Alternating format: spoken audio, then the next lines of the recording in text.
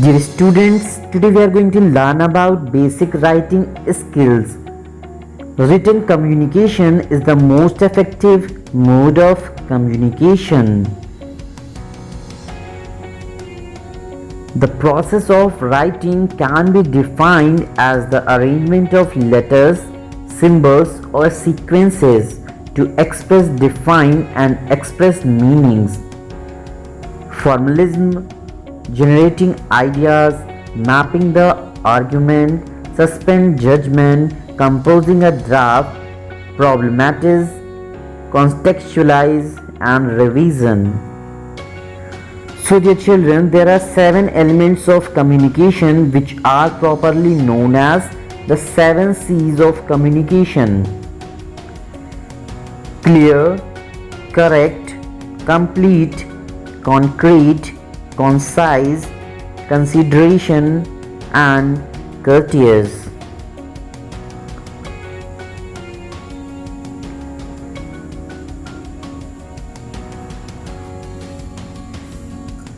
So dear children, when we communicate with each other, we express our thoughts and ideas through words.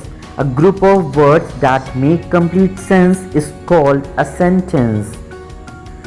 A group of 2 or more words functioning as a meaningful unit within a sentence or clause. So there is a noun phrase, the tiny mouse. A verb phrase was reading. Adjective phrase, very tall. Adverb phrase, only occasionally. Prepositional phrase, on the table. There are 4 kinds of sentences with example. Assertive sentence.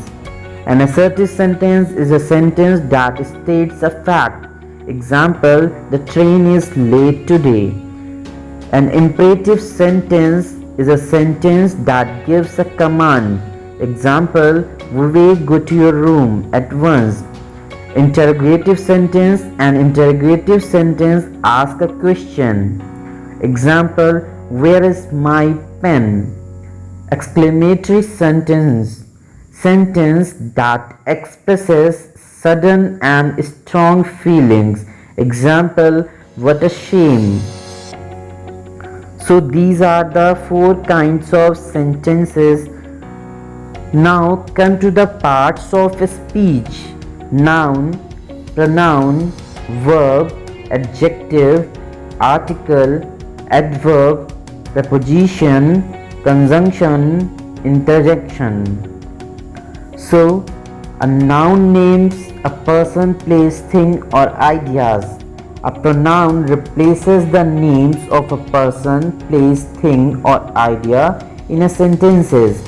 A verb tells a noun action or state of being. Adjective. An adjective describes a noun or pronoun. Article. An article comes before a noun in a sentence and sometimes shows if the noun refers to a specific or general person. Adverb. An adverb tells how, often, when, or where it can describe a verb and adjective.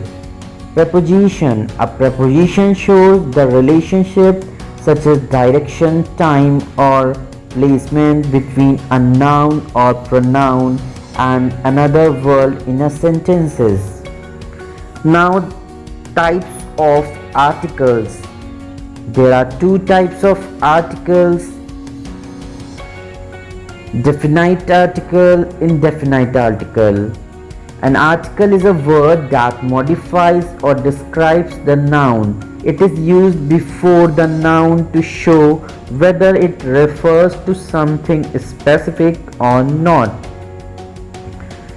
Now, definite article, to be clear, exact, or obvious about something. Indefinite article, something which is not clear, obvious, or exact. So these are the types of articles.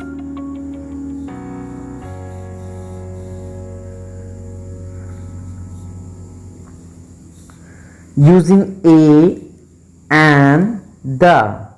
A is used in front of singular countable nouns, a person, animal or thing which are not specific. We don't use a before uncountable or plural nouns. An is used in front of singular countable noun which are not specific. Example, an apple, an egg, an aunt, an orange, an hour, an aunt, an old man, an uncle. The. We use the in front of all nouns. It doesn't matter whether the nouns are singular, plural, countable or uncountable. To describe someone or something specific or unique. Examples, the earth, the word, the air, the weather, the moon, the president, the CEO, the sun. Paragraphs. A good paragraph has the following key elements: a main idea expressed in a topic sentence, details supporting the main idea, details about the details, what about the details, a concluding sentence. Paragraphs vary in length. In general, a good paragraph is 7 to 9 sentences long. Rules of thumb for paragraphing. That means for a perfect paragraph. In general, most paragraphs have 3 to 5 sentences. On occasions, paragraphs can have more or less. There are 3 basic parts to a paragraph. They are the topic sentences, supporting detailed sentences, and concluding sentences. The topic sentences is the main idea, while the supporting detailed sentences tell about the main idea. The concluding sentences wraps up the entire paragraph. Always intend the first sentence of a paragraph as about the length of the tip of your thumb.